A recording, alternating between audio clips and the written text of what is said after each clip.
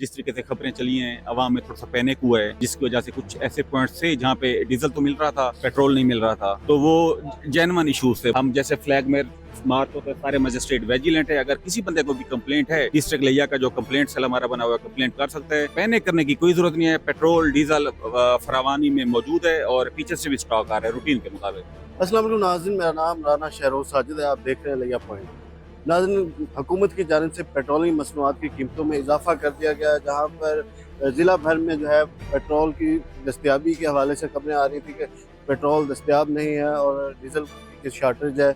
इस हवाले से हमारे साथ मजिस्ट्रेट ज़ीशान गजलानी मौजूद हैं, उनसे जानते हैं। सर बताइए, आप उस दौरान विज़िट करते रहे इलाकों के, क्या सूरत हाल रही है? जी, डिस्ट्रिक्ट लिया में ओवरऑल सिचुएशन बेहतर है।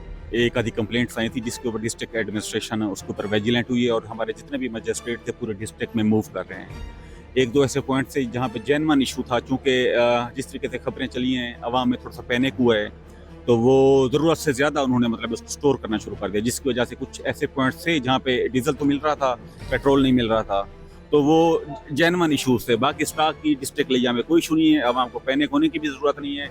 हम जैसे फ्लैग में मार्क होते सारे मजिस्ट्रेट विजिलेंट है। अगर किसी बंदे को भी कंप्लेंट है, डिस्ट्रिक्ट लिया का जो कंप्लेंट सेल हमारा बना हुआ है, कंप्लेंट कर सकते हैं। पैनिक करने की कोई ज़रूरत नहीं है। पेट्रोल डीजल फरावानी में मौजूद है और पीछे से भी स्टॉक आ रहा है रूटीन के मुताबिक।